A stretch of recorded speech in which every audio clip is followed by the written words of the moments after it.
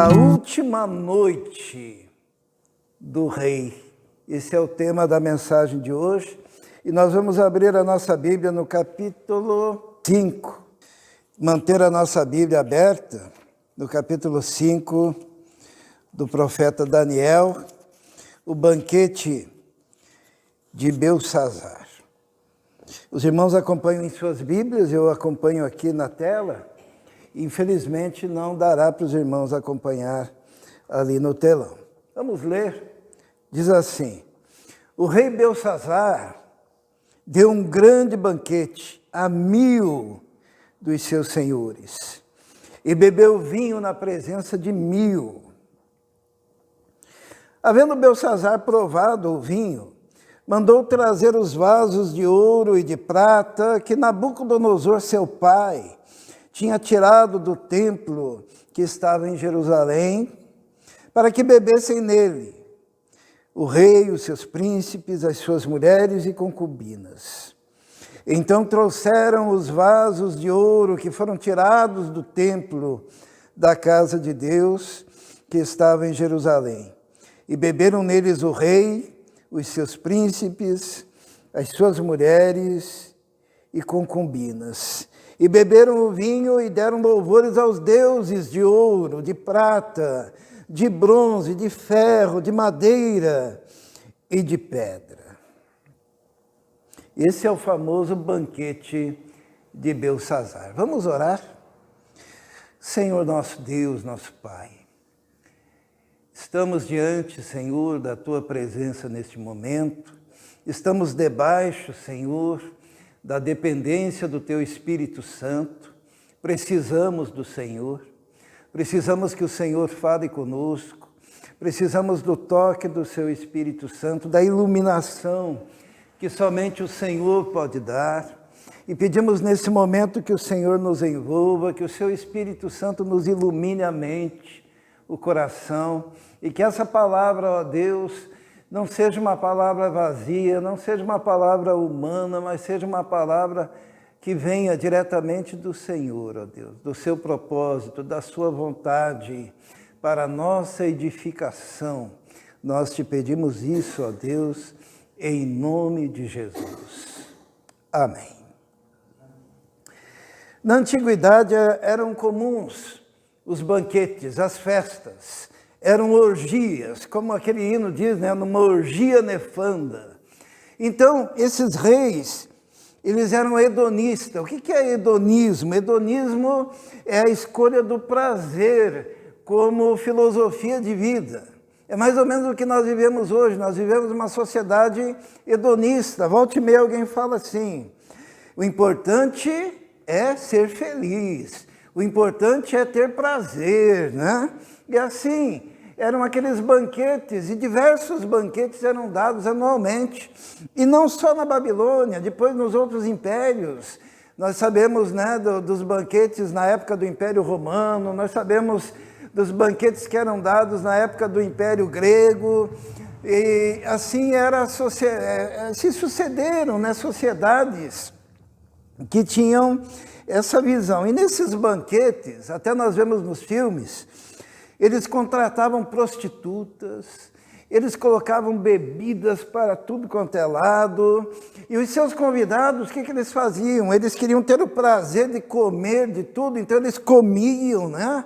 Comiam muito mais do que podiam suportar comer. Daí eles iam em algum lugar, forçavam o vômito para que esvaziasse o estômago e eles pudessem voltar e continuar a comer aquelas coisas, porque o prazer de comer, o prazer de beber vinho, o prazer de se embriagar, o prazer de se envolver com as prostitutas e aquelas danças de mulheres seminuas, e era aquela festa que para eles era símbolo de alegria. E aqui estava o banquete de Beltsazar. Beltsazar, esses tempos me perguntaram se ele era filho do Nabucodonosor, e eu falei que era, né? Mas foi um erro meu, né? Publicamente peço perdão. Na verdade, ele era filho de Nabonibo, que era filho de Nabucodonosor. Então, quando aparece que Belsazzar era filho, é porque a palavra filho significa também parente, né? Então Jesus é filho de Davi, significa que é da linhagem de Davi. E o que acontece? Esse Belsazzar, que era o segundo no reino, o pai dele era o rei principal, ele era o segundo regente, ele estava usufruindo de todo aquele poder, e daquela pompa, e daquela riqueza, e daquela festa. E ali naquele lugar, vasos de ouro para tudo quanto é lado, sabe? Quando a gente vai numa festa luxuosa, né? Só que ele pegou, ele misturou aquela festa, aquela opulência com as coisas de Deus. Teve um determinado momento na festa que ele dá uma ordem: busque os utensílios que foram pegos do templo do Senhor lá em Jerusalém e tragam aqui para que nós possamos beber. Então ele começou a misturar. É mais ou menos o carnaval, né, de hoje em dia. O carnaval enquanto festa, enquanto pessoas nuas, enquanto coreografias que são feitas, né, para o prazer, para a alegria, para a festa. É uma parte que desagrada a Deus, mas quando eles começam a misturar as coisas de Deus no carnaval, os irmãos percebem isso? Que eles pegam e colocam agora Jesus, alguém simbolizando Jesus desfilando. Eles pegam Jesus sendo arrastado por um Satanás, né, no meio da avenida, e começam a fazer essa mistura, esse sincretismo, e ao mesmo tempo adorando os seus deuses, e fazendo as orgias, e usando os símbolos cristãos. Na verdade, essas coisas começaram a acontecer aqui também, né? Então, esse rei pede: tragam os vasos de ouro, tragam as coisas de Deus. E ali misturaram com idolatria, bebedeira, prostituição e orgias. Que coisa, né? Que coisa terrível. Só que tem uma questão. Mal sabia ele que o pai dele, naquele exato momento daquela festa, estava sendo derrotado pela média, pelos medos. Porque enquanto ele estava ali, naquele ambiente palaciano e festivo, o pai dele estava numa batalha terrível. O avô dele, Nabucodonosor, já tinha sido derrotado. E o pai de Belsazzar estava sendo humilhado e morto numa batalha. O curso do rio que protegia a cidade onde estava este rei fazendo aquela festa tinha sido já desviado pelos inimigos, e os portões e os muros da cidade já estavam caindo abaixo. E ele estava onde? Festando, fazendo uma grande festa. O Império Babilônico estava no seu último dia de glória. E ele estava fazendo uma festa, ignorando os acontecimentos periféricos, as coisas que estavam fora da alçada do seu conhecimento, do seu entendimento. Ele não sabia disso. Outra coisa que ele não sabia, que faltava muito pouco para alguns soldados medos entrarem naquela festa e apunhalarem o rei, ceifando a sua vida, para entronizar o novo rei, que se chama Dario. Ele mal sabia que enquanto ele estava bebendo vinho, que enquanto ele estava dançando, que enquanto ele estava envolvido com as prostitutas, estava ali com as suas concubinas e esposas, seus milhares de amigos, o tempo estava chegando ao fim e aquele seria, ou aquela seria a última noite da sua vida. A sua vida se acabaria naquele dia. Que coisa terrível, né? Tem muita gente vivendo dessa forma. Tem muita gente sem saber que aquele momento de prazer, que aquele momento de alegria, que aquele distanciamento de Deus, que aquele afastamento das coisas que realmente valem a pena, na verdade retratam apenas que eles estão vivendo sem saber o último dia das suas vidas. Se você soubesse tudo isso, como você viveria o último dia da sua vida? Porque no mesmo dia do banquete, foi o dia que ele morreu. No mesmo dia do banquete, foi o último dia da Babilônia. Como que você viveria? E a primeira coisa que nós aprendemos nesse texto é que você pode viver nos banquetes carnais da soberba e arrogância e distanciado de Deus. Hoje nós olhamos aqui, tem muita gente que não está aqui. E talvez estejam realmente fazendo coisas que agradam o seu coração. Talvez estejam numa festa, talvez estejam assistindo um programa favorito de televisão, talvez estejam entediados porque não sentem mais prazer nas coisas de Deus. Podem estar fazendo milhares de coisas. Mas talvez hoje também seja o último dia dessas vidas. Nós não sabemos. Ninguém sabe o dia nem a hora. A Bíblia diz, o Senhor Jesus nos ensina que quando o Filho do Homem vier, porque há duas maneiras de nós partirmos, né? A primeira é morrermos. Com quantos anos nós podemos morrer? Eu posso pensar, estou com 58, devo ter mais uns 30 anos de vida. Ou 40. Eu estava vendo esses dias um pregador que eu ouvia quando eu tinha, na minha juventude, nos anos 80. E hoje ele está com 87 anos de idade. Ele nasceu em 1935. E daí, por curiosidade, eu fui ver na internet como é que andava aquele homem. E sabe o que ele está fazendo aos 87 anos de idade?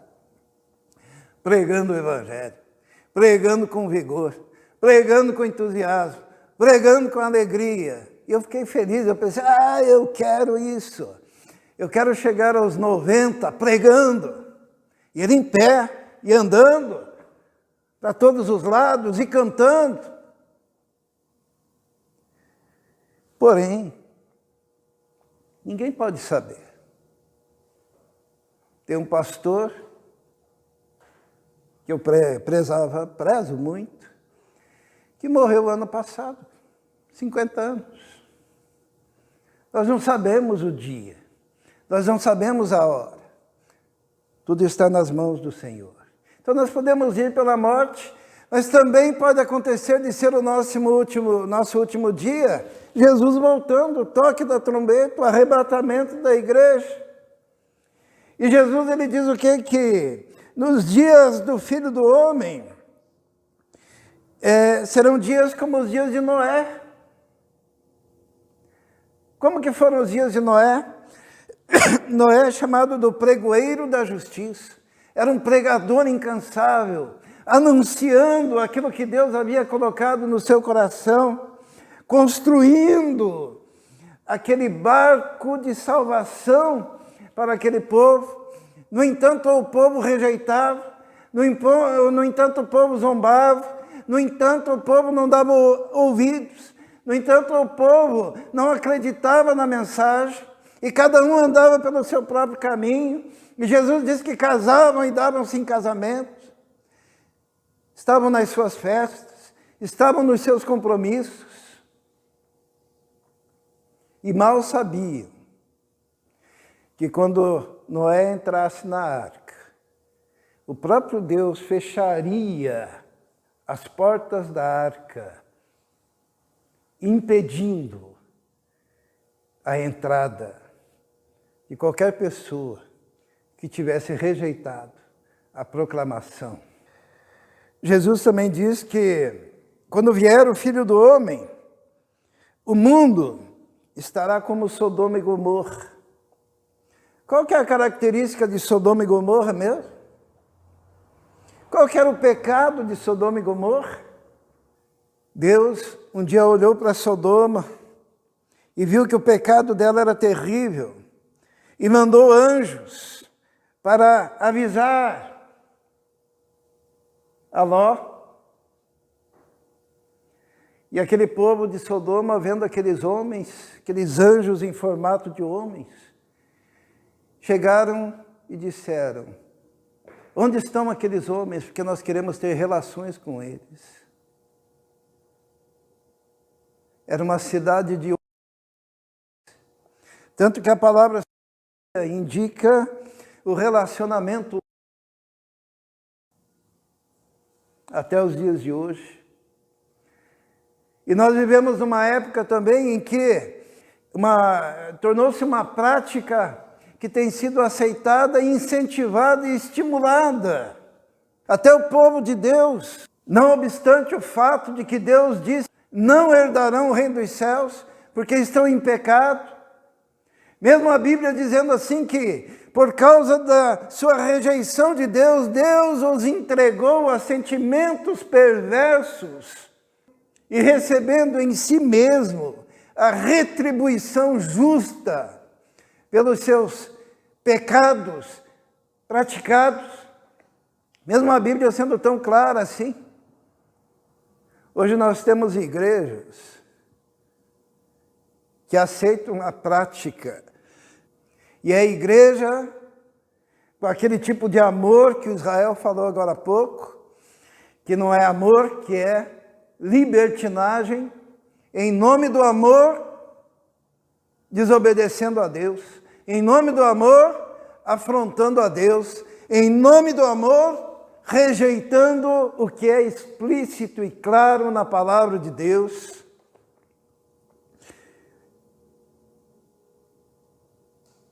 Quando Jesus vier, último dia, a sociedade será como Sodoma e Gomorra. Estarão com essas práticas. A Bíblia diz assim, Jesus pergunta, quando o Filho do Homem vier, porventura encontrará fé na terra? Porque a fé foi substituída por pensamento positivo. A fé não mais fundamentada nas Escrituras. A fé transformada em confissão positiva, em magia. A Bíblia diz também que os homens serão amantes de si mesmos e que por se multiplicar a iniquidade, o amor de muitos esfriaria. Talvez hoje, irmãos, quando a gente olha isso, talvez hoje nós estejamos vivendo o nosso último dia aqui na Terra. Porque tudo está acontecendo. Como que você viveria o seu último dia? O rei Belsazar não sabia. E no último dia da vida dele, ele estava em festa, em orgia, em bebedeira, em promiscuidade. Ele estava longe das coisas de Deus. Mesmo tendo ele a oportunidade de ter ouvido um grande profeta que poderia conviver com ele no palácio. Quem que era esse grande profeta? Daniel. Agora, muito embora Daniel tenha sido aquele homem que revelou os sonhos de Nabucodonosor, seu avô, muito embora Daniel tenha sido aquele homem que teria vivido naquele período mais de 60 anos, ele estava com 66 anos, na época desse rei, com tantas oportunidades que esse indivíduo tinha de ter contato com alguém que proclamaria a palavra de Deus. Depois nós vemos no texto que sequer ele conhecia Daniel.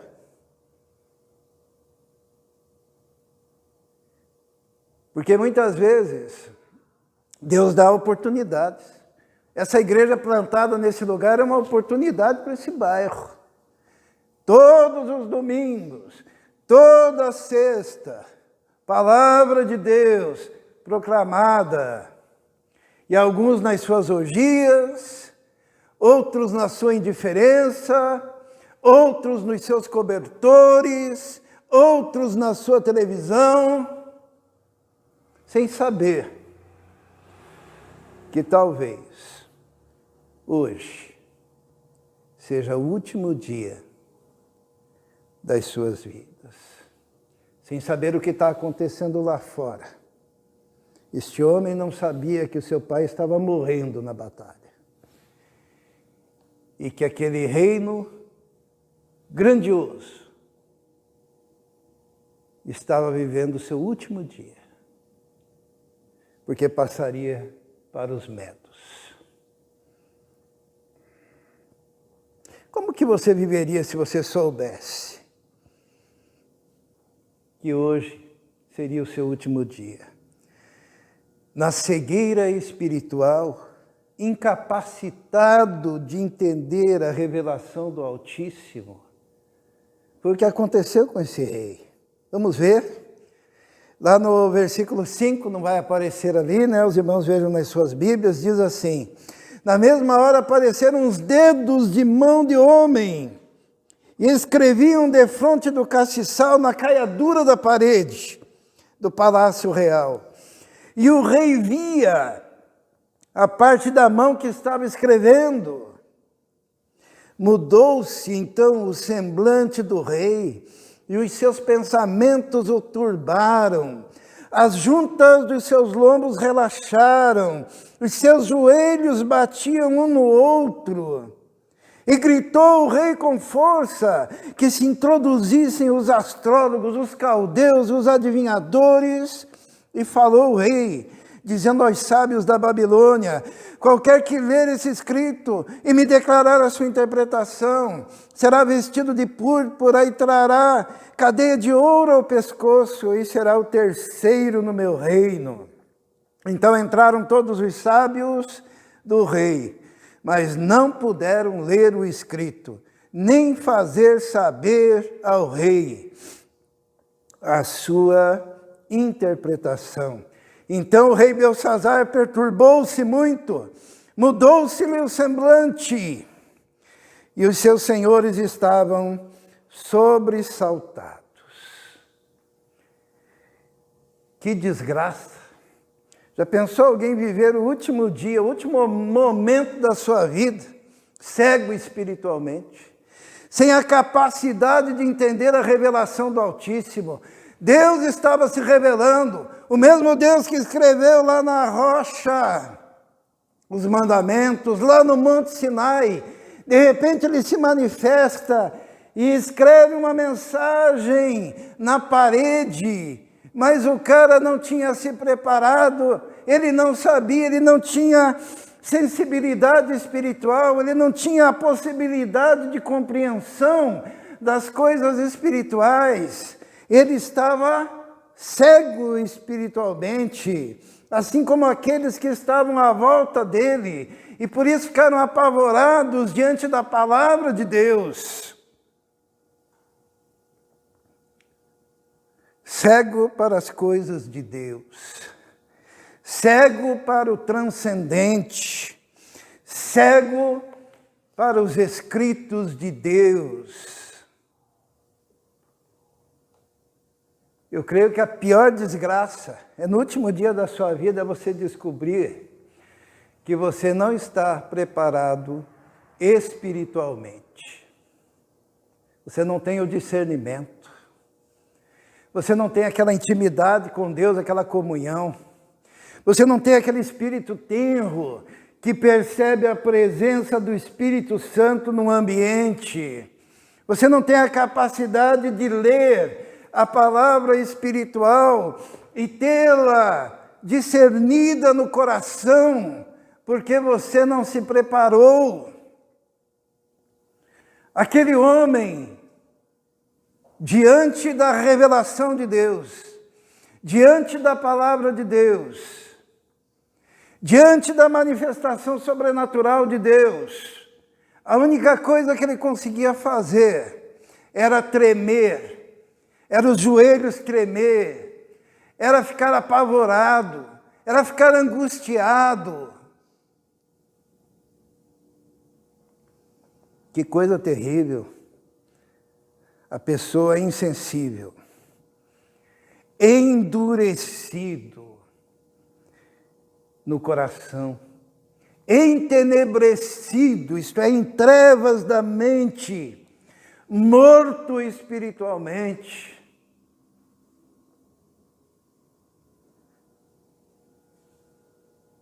As piores mortes são aquelas em que a pessoa não está preparada espiritualmente. E muitos, como última palavra e último suspiro diante da morte, gritavam: estou indo para um abismo escuro, impenetrável, porque é o salto para o desconhecido. Eu me lembro do meu pai antes de morrer, um pouquinho antes, um dia talvez, nos dias que precediam a sua morte. Em alguns momentos ele falava assim: agora, mas já. Ele não estava falando com ninguém, né? Minha mãe presenciou isso. Daí a minha mãe chegou para ele e disse assim: Aníbal, se você partir, você está preparado para ir ao encontro do Senhor?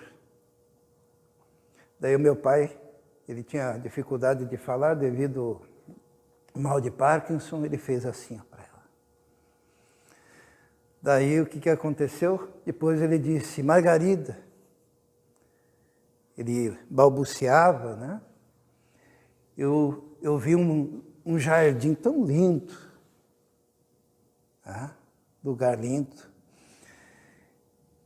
E daí um dia ele falava consigo mesmo, né? Acho que falava com alguém. Eu creio que os anjos até preparam esse momento da nossa, né? Porque os anjos são os ceifeiros, diz a Bíblia, né? E ele falou assim: estou preparado, eu vou, agora eu vou. E daí, logo em seguida, ele foi. Discernimento das coisas espirituais, né? Capacidade de enxergar além desse mundo e dessa vida. Quando Deus se manifesta, capacidade de enxergar, capacidade de ver, sensibilidade, é isso que está falando o texto. E é isso que este homem não tinha. O rei Belsazar não tinha. Porque as prioridades dele eram outras. Os caminhos dele eram caminhos distanciados de Deus. Como é gostoso sentir o Espírito Santo e a presença do Senhor. E como tem gente que é dura e não consegue. Esses dias eu falei, né, do homem exterior, do homem periférico, do homem interior, né?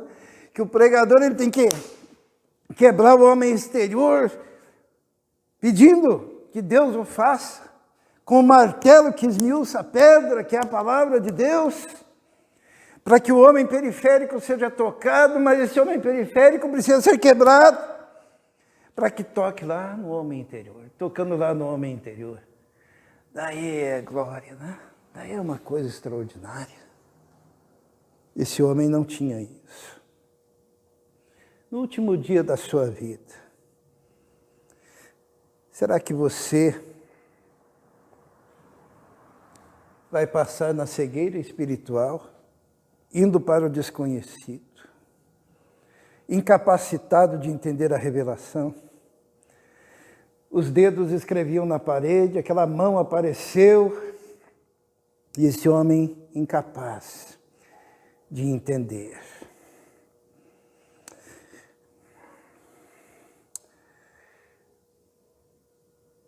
Se hoje fosse o último dia da sua vida,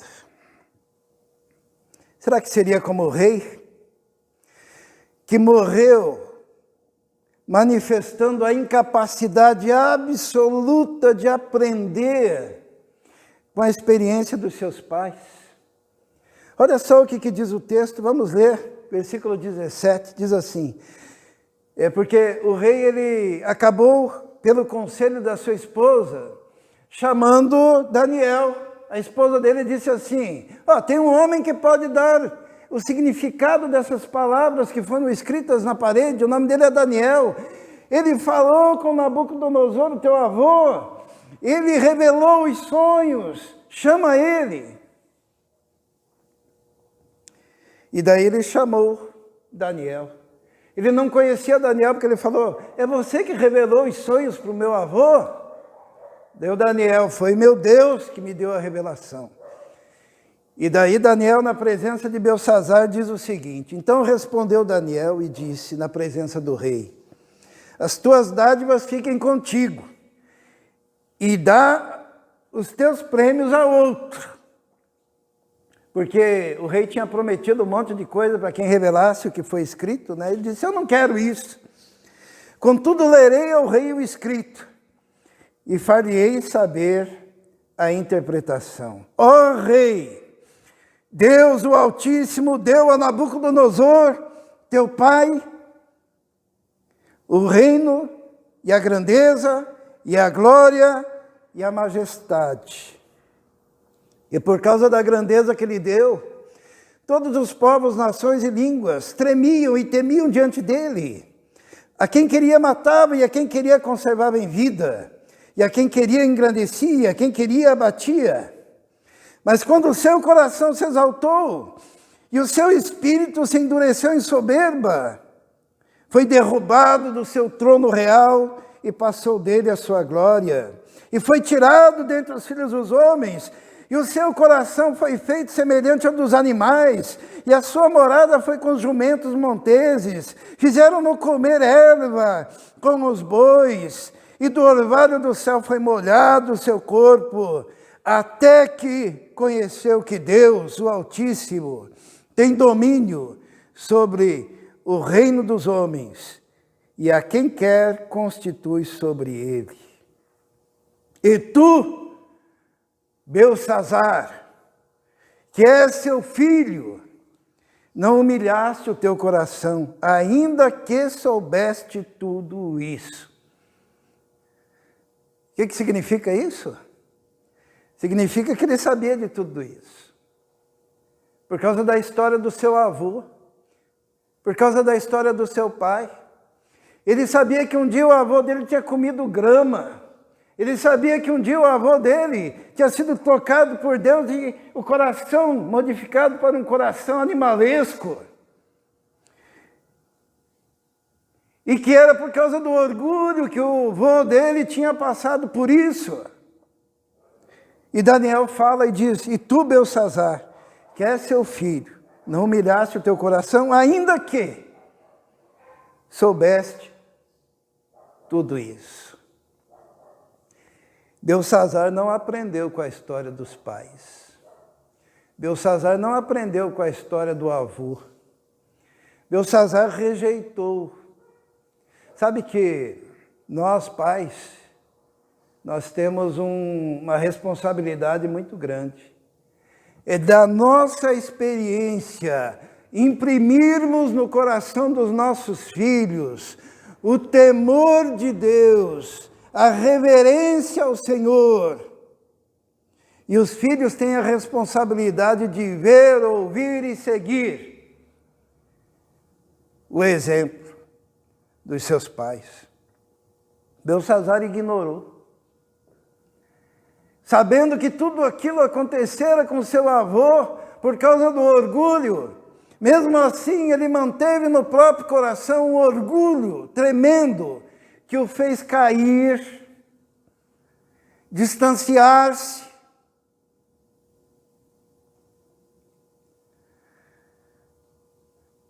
Eu fico olhando aqui a Fernanda, né? O Guilherme hoje não está conosco.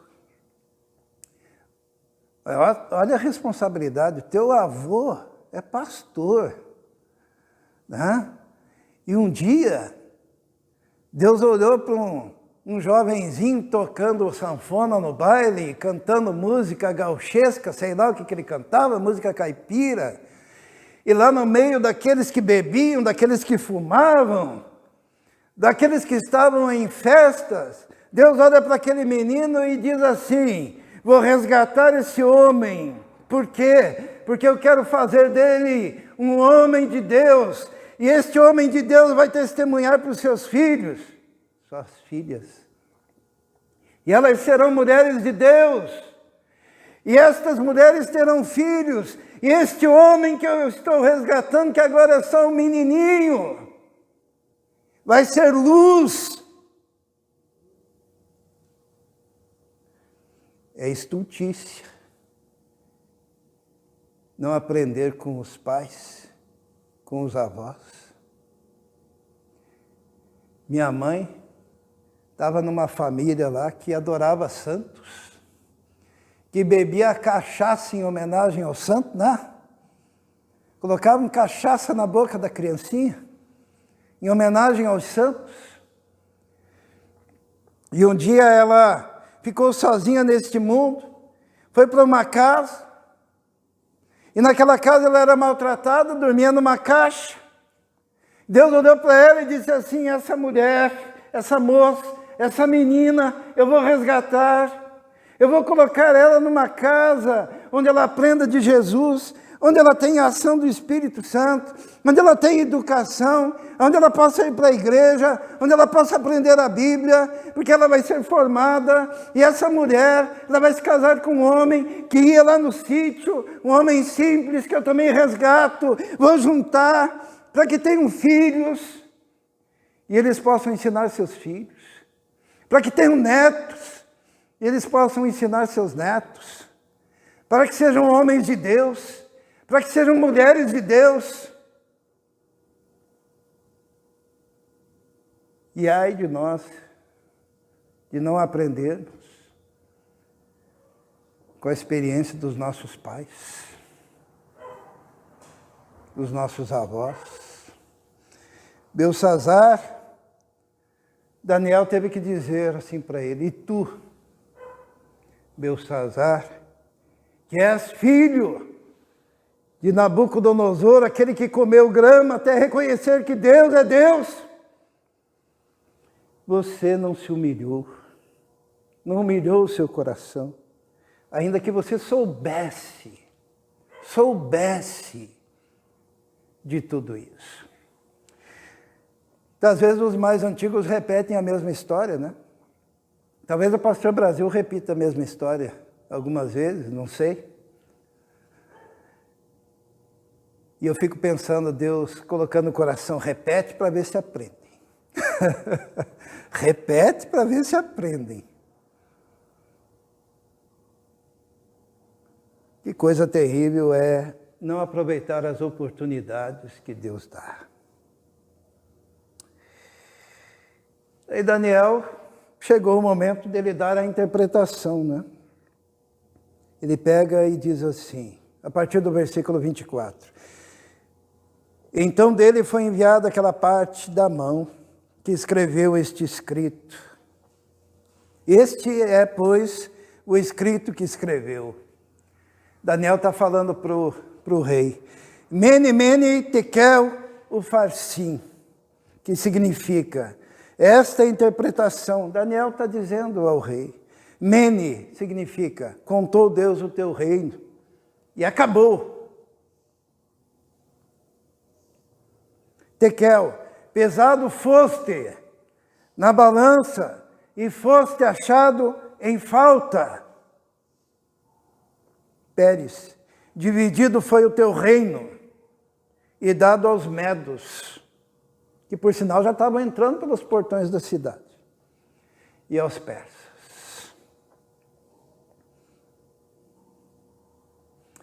Deus escreveu na parede, se revelou, sabe? Meu maior temor nesse momento é que aquela mão que escreveu os 10 mandamentos, aquela mesma mão que escreveu por misericórdia na parede essa mensagem de juízo sobre a vida de Beltsazar, neste mesmo momento esteja em algum quarto de algum filho, de algum neto, de algum amigo, de algum vizinho, de algum parente, escrevendo: acabou o teu reino. Hoje é o último dia da sua vida. Você foi pesado e foi encontrado em falta. Você não tem sensibilidade para com as coisas de Deus. Você não teve a capacidade de aprender com a experiência dos seus pais. Você escolheu as festas e as orgias. Pesado foste. Tua vida chegou ao fim. Agora, o mesmo Deus que pode escrever esse juízo, Ele também pode escrever o contrário disso, né? O que hoje Deus escreve na parede da sua vida? Porque Ele também pode declarar para aquele que confia nele, vida abundante, que é o que Jesus prometeu, né? Ele pode olhar para você e dizer: servo bom e fiel, você não foi achado em falta porque você cumpriu aquilo que eu requeri de ti. Por isso multiplicarei as bênçãos sobre ti. Deus pode fazer isso. E tudo isso vai depender da sua escolha. Tudo isso vai depender da escolha dos seus filhos, dos seus netos, dos meus filhos. Futuro. Mas infelizmente para Beltsazar, a palavra foi: mene, mene, contou Deus o teu reino e acabou. Tekel, você foi pesado e achado em falta. E o teu reino foi dado aos medos. Então diz a palavra de Deus que Beltsazar mandou que vestissem Daniel de púrpura e lhe pusessem uma cadeia de ouro ao pescoço e proclamassem a respeito dele que havia de ser o terceiro no governo do seu reino. Naquela mesma noite, versículo 30, morreu Beltsazar, rei dos caldeus. E Dario, o Medo, ocupou o reino, sendo da idade de 62 anos. E assim acabou a história deste homem. Feche seus olhos agora.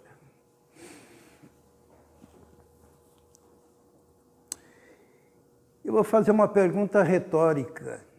O que a mão de Deus está escrevendo na parede da sua vida?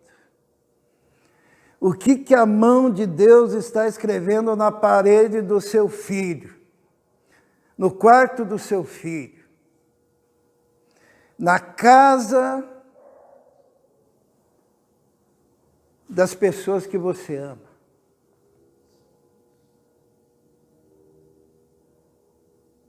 Vamos orar, vamos pedir que Deus tenha misericórdia em salvar. Que hoje não seja o último dia daqueles que estão distanciados de Deus, mas que hoje possa ser o primeiro dia de uma vida de intimidade com Deus. Para aqueles que nós amamos. Pense aí no seu filho, no seu neto. Pense aí na pessoa que você ama. Vamos orar. Senhor, Terrível coisa, ó Deus, é não ter sensibilidade espiritual. Terrível coisa é rejeitar a tua palavra. Terrível coisa é não andar nos teus caminhos, ó Deus. Terrível coisa para os nossos filhos é não aprender a andar contigo, Senhor. Por isso queremos invocar a bênção sobre cada um deles e pedir que a tua misericórdia, que é tremenda, alcance, Senhor, aquele coração e transforme aquele coração. Que o testemunho da tua palavra, Senhor, acenda a chama do teu Espírito naquela vida e que ele possa, ó Deus, se derramar diante de ti. Nós pedimos isso, ó Deus. Pedimos misericórdia. Nós não queremos os nossos queridos, ó Deus, no inferno. Nós não queremos os nossos queridos na chama eterna. Como diz a tua palavra, porque é um lugar preparado não para eles, mas para o diabo e seus anjos. Resgata-os, ó Deus, como alguém que resgata do fogo. Liberta. Que a sensibilidade do Senhor se manifeste, ó Deus. Pedimos a bênção do Senhor. Pedimos por nós, ó Deus, que nós possamos também vivemos tão somente para Ti e para o testemunho da Tua graça. Pedimos isso em nome de Jesus. Amém.